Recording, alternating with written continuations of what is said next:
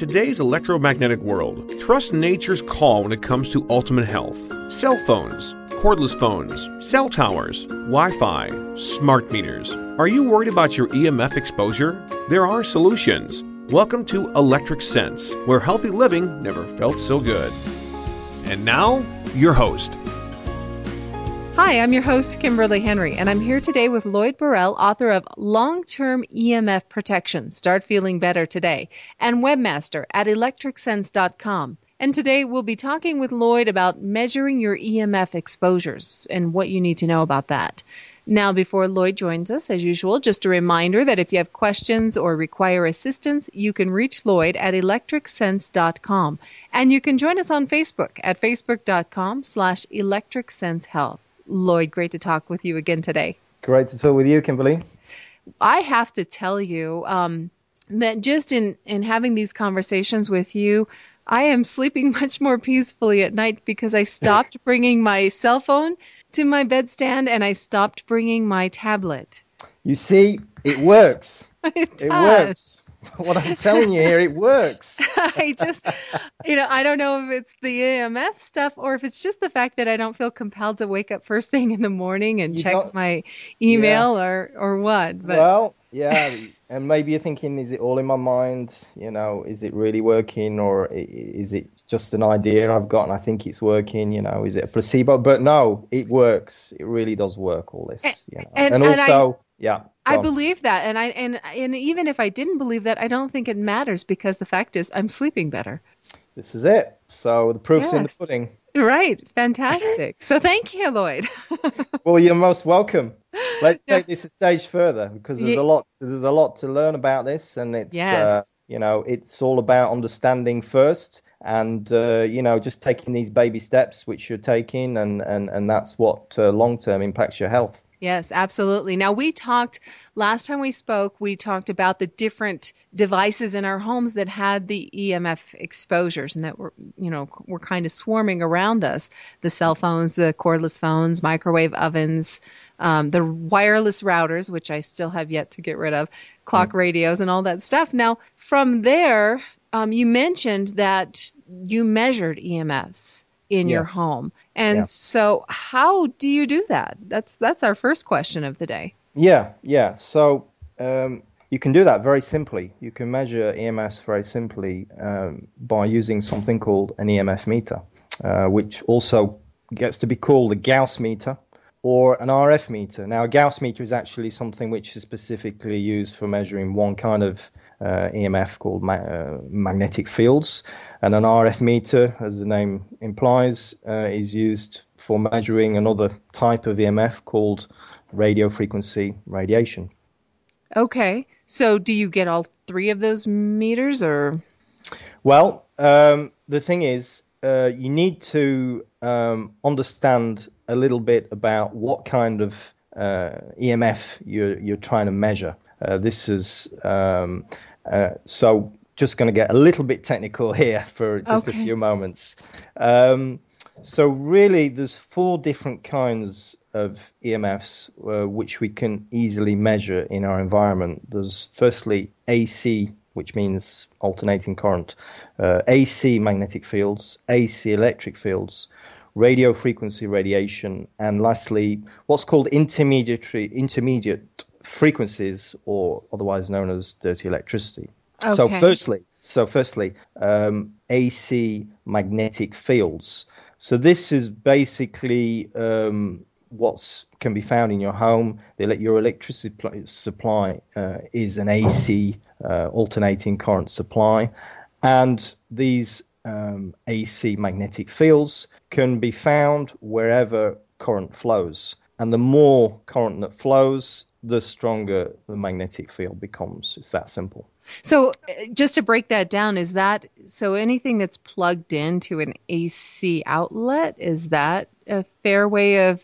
Anything which is plugged in and switched on. Okay. So it's switched on, the current, so that means the current flows. When it's switched on, the current flows because the appliance is drawing on the current, which is opposed to the second category, AC electric fields. Now, AC electric fields are caused by variations in voltage. Voltage basically means electrical potential. So with an AC electric field, the field becomes stronger at higher voltages. For instance, I think in the States you're on 110. Over here in Europe, we're at 220 or 240. 240 in the UK, it varies. So the difference between the AC magnetic field and the AC electric field is you've got the electric field even if there's no current flowing. So, for instance, you've got a light plugged in next to your bed, a lamp.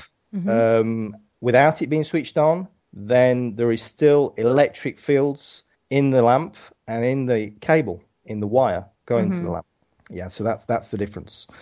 And the third type of EMF, which we can measure, is radio frequency radiation.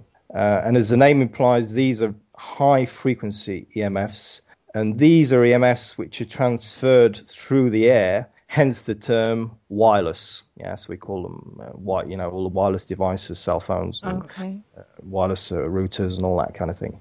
And the fourth category is what we call intermediary frequencies, or the other name for it is dirty electricity.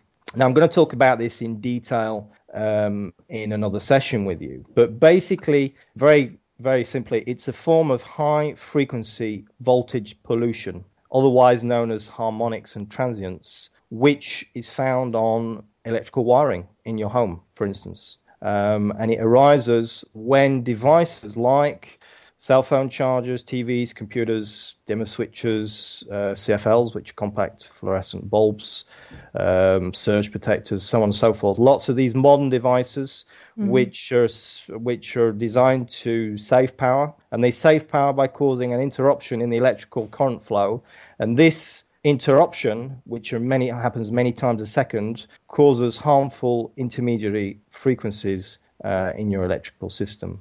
So the reason you need to understand these different types of EMFs is because no one EMF meter can measure everything. So you need to know what you need to measure, if that makes sense.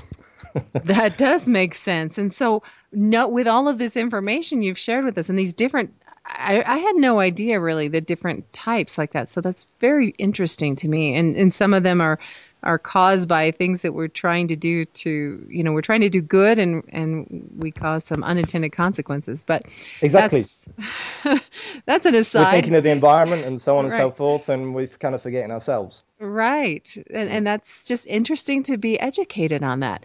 Now, with all of that information, how do you go about choosing an EMF meter? How do you buy one? Where do you get it? Well, so the thing really to know is, what is your concern? That determines what EMF meter you buy. What are you worried about, basically? So with some people, it might be the cell tower, which is in your neighborhood. With other people, it might be those big electrical power lines which are running next to your home. With somebody else, it might be you might not have Wi-Fi, but your neighbors have got Wi-Fi. So you need to buy the meter which is suited to measuring the EMF exposure in question. So, for instance, if it's a cell tower that's giving off RF radiation, you need an RF meter. If it's the power lines are producing electric and magnetic fields, so you need a meter which can measure electric and magnetic fields. If it's the Wi-Fi router, you need that gives off RF radiation. You need again an RF meter. So you really need to know or have an idea of what you want to measure exactly. And how can you help us decide how you know what you need to measure?